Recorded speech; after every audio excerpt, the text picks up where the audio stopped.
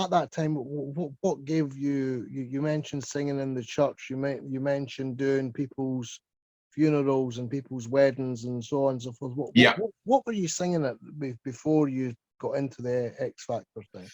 My influences, I would probably say a lot of my influences have been solo acts.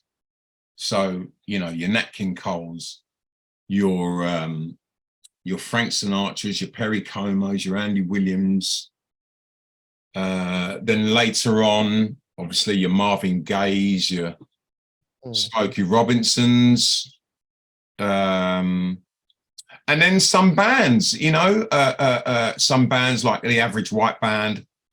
Who else? I'd probably say early British bands. I would probably say Procol Harum, and then later on soul bands would be Light of the World. They're probably the first British soul band that I was really connected with. Yeah, they did their big hit was a song called London Town. I don't know if you know that song, but I think I do. Yeah, I think get on board the underground, takes you everywhere in London Town. I wanna party in London Town. It's great. It's elements of jazz in that as well, you know. And yeah, so I got into right the way through my kind of youth. It would have been Light of the World, it would have been Lynx, it would have been Loose Ends. Oh God, and obviously the American acts as well, like James Ingram and, you know, the Isley Brothers and Jasper Isley, Bobby Womack. There's so many, but vocally, a lot of the real vocal artists. When I used to go out, first time I went out and performed, my inspirations were Donny Hathaway, Omar, in fact, he's like my Stevie Wonder. Omar is. Misha Paris, who I got to sing with. She's like my Aretha Franklin of the UK. And yeah, I mean, there's influences are everywhere, to be honest. Vocally, my influences come from everywhere and everything. In school, I remember school electric light orchestra. I loved Jeff Glynne, wasn't it? Jeff Glynne. Yeah. Loved him as a vocalist, because it was sometimes I find when vocalists do too much vocal acrobatics and everything, I kind of switch off, you know. I like a melody to be sung and beautifully sung with an incredible tone. That's my thing. That's why Karen Carpenter is one of my favorites as well. And that art is, I mean, it's left. I mean, the reason I'm asking about all the influences, Andy, so much is because I believe that every singer, you know, has a certain phrasing, and the phrasing is what creates, apart from being able to sing, but the phrasing creates the sound of the individual's voice. And you know, there are is a, well, I mean, that's who it is. You don't even need to look at the record. You would know exactly. Absolutely. And I think that individual phrase and how they pronunciate and how they you know use their voice is so important. So it's interesting because, you know, you hear some people, and you know, how many girls do you hear that have copied the phrasing of Whitney Houston or you know, this one or that one, and that's really all they've copied. Yes. And so they sound like a poor imitation of Whitney Houston or a poor imitation of Mariah Carey or whatever. And so it's interesting to hear a wide scope of influences that creates that Andy Abraham sound, you know. Yeah, absolutely. I think you have to take influences from so many different areas. If you love music, then you love it all. You know, you may not like particular songs, but I do believe every aspect of music has something to offer, has something that you can take and go, okay, yeah, I like that. You know, every aspect of music, I don't care if it's heavy metal or there is something there that makes you go, ooh, I like that. That's really nice. And you know, in some respects, that's why I class, when people say soul music, soul for me is kind of like I class myself as a soul singer, right? But it's more to do with the feeling. Do you know what I mean? It's an emotional, it's the emotive side of it for me, more than just the genre, you know, because I feel that every music is soul music because it hits you in a certain way that's emotional, that has you either crying or happy, or, you know what I mean? Whatever situation you're in, that music can fill that void. That's an interesting, no, I like that. I like that. That every music soul me. I like that because it is. When you break it down like that, I think it is like that. I mean, so once you've got to the point then of Xfactor and you're about to go on the Wembley stage for the second time, I mean, do you feel at that point in time that I take it this is the start of the live shows, as they call it, in the television side of it? Well, yeah, because that ended up being that started in October, I think it was, of 2005, and yeah, I mean, obviously, I don't know what to expect. You know, you're brought into this room, and you have to pick. You've got three choices of lawyers, I should say, and then you have to accept the management team that's been appointed to Xfactor. So, I mean, what did I know about management? What did I know about lawyers? The actual business side of it, you don't really know, even though that's probably where most and this should be important for new and up and coming performers. You really do need to learn the music business, because the amount of sharks that are out there that that want a piece of you once you've done, you know, you've done your bit, and the general public love it. You have to, you've got to know what you're signing. You won't know everything, and you've got to trust whoever you appoint as your accountant, as your lawyer, as your confidant. You know, you've got to look at them and go, okay, I'm comfortable with that person. Do you know what I mean? And that's the hardest bit. Was that hard for you? Or was that something that you just went off whatever and just signed it? Yeah, whatever, basically, because otherwise I would never have been allowed on the live show. How many people at that time, Andy? How many people did you see walk away from the process at that point in time? Nobody. So everybody signed this agreement or whatever. But I mean, are you thinking at this point in time that you're in with a chance? Do you think that or do you think? No, I'm not thinking anything. I'm not thinking that I'm in with a chance of anything. You know, I wasn't bothered if I went out the first round or the last. I really wasn't bothered. But you do get swept up in the whole feel of X Factor, the country's feel of it. Do you know, in some respects, I didn't understand.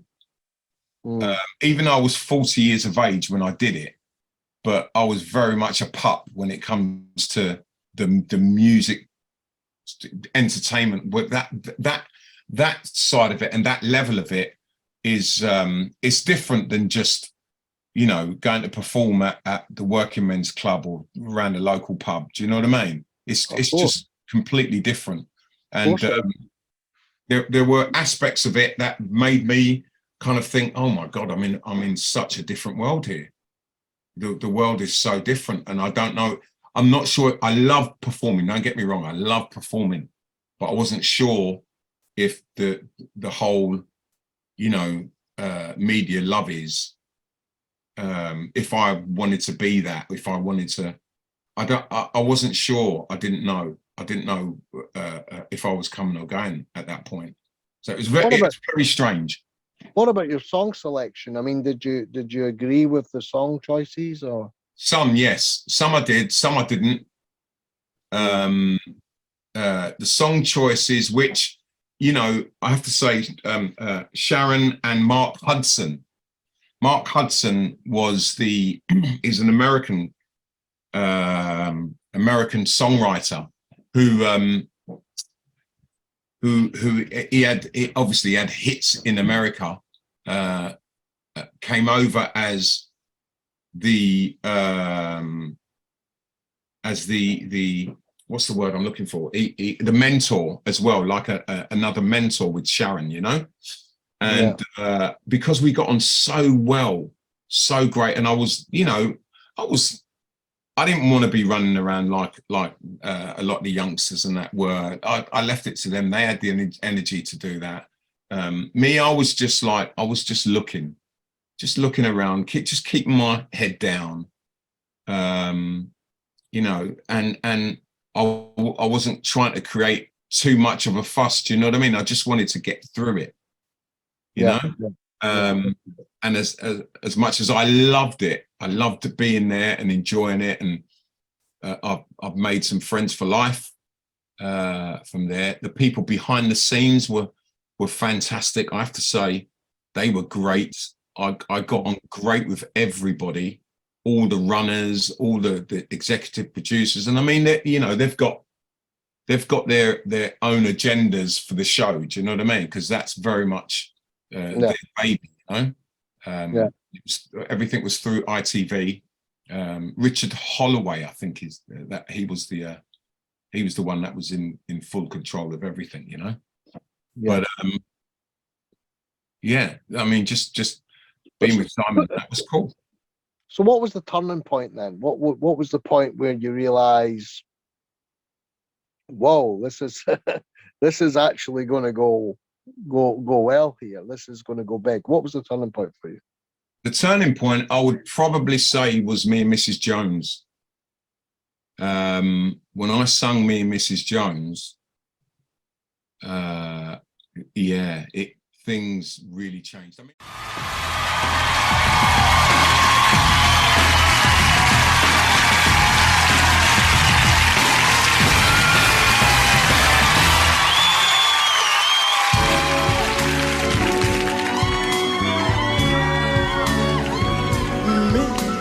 Mrs. Jones,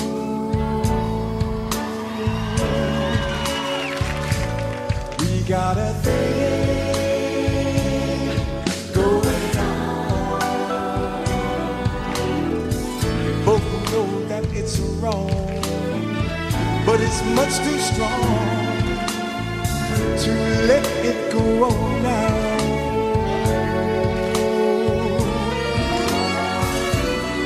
We meet every day at the same cafe, 6:30, and no one knows she'll be there. Holding hands, making all kinds of plans, while the jukebox plays our favorite song. Me and Mrs. Jones, Mrs. Jones, Mrs. Jones, Mrs. Jones. We got a thing going on. People enjoyed the first song that I'd sung was The Greatest Love of All. But it was the George Benson version. Okay. George sang it before Whitney Houston, but Whitney, obviously, you know, Whitney will get the plaudits for it. But for me, George was that was the version for me. And I sung that, and I think that performance kind of opened a lot of people's eyes in respects of, oh, okay, Andy Abraham, Dark Horse here. Do you know what I mean? Singing that song like George. Do you know what I mean? Yeah. You know, and I think Simon was a little bit taken aback by it as well.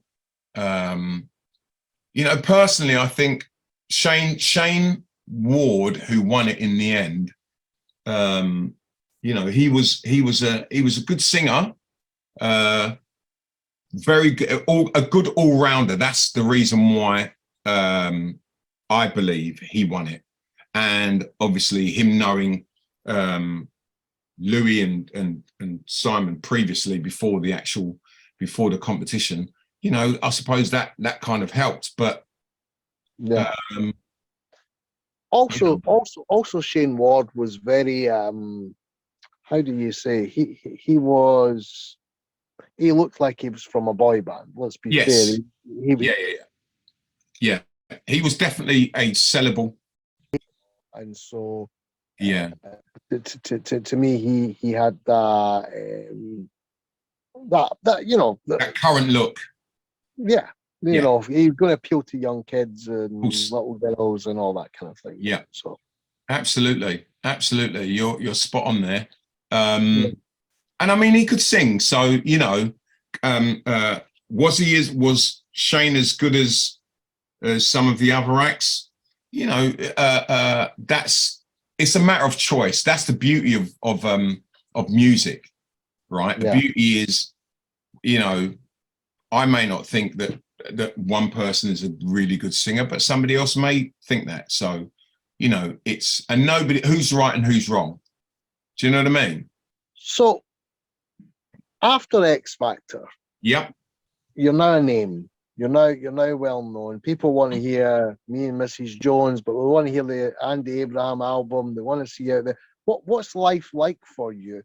Is it I mean, a lot of the times I've spoken to people that have been on large type shows like this. They always feel that they're kind of dropped in a sense. They always feel like, yeah, it was really exciting doing it, but then all of a sudden it's kind of been stepped over a little bit, and they always feel like they're trying to. Is that how you felt, or did you feel that, no, I've got a career now, I've got a name now? I mean, you know, I'm going to do this, I'm going to do that. What was your thinking at that time? Well, I mean, I do believe that I got signed by Rob Stringer. Okay, Rob Stringer was the head of Sony BMG at the time. So I didn't get signed by Psycho. So normally it's the winner that gets signed by Psycho. Yeah, which would be Simon and Sonny. And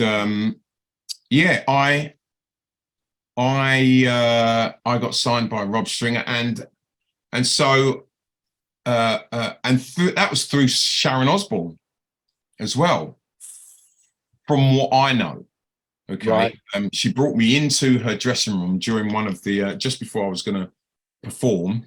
She said she introduced me to Rob Stringer and another executive, and she basically said, "Right, are you signing him?" And he went, "Yeah." She went, "Don't fuck me about. Are you signing him?" And he went, "Yeah. We're definitely going to be signing him." And and that was it. And I just stood there thinking, what is going on here? You know? This Yeah. is how they do deals. And so then I just went out, and I think I went to who was I really? I was very close with Chico at the time, and I'm sure I told Chico. I'm sure I said, bro, I think I just went into Sharon's dressing room, and she's like having a go at these two executives, you know, telling them you signing me and everything. And he was like, yeah, and he was jumping up and down, and I was like, I don't know what's going on, mate. This is all crazy to me.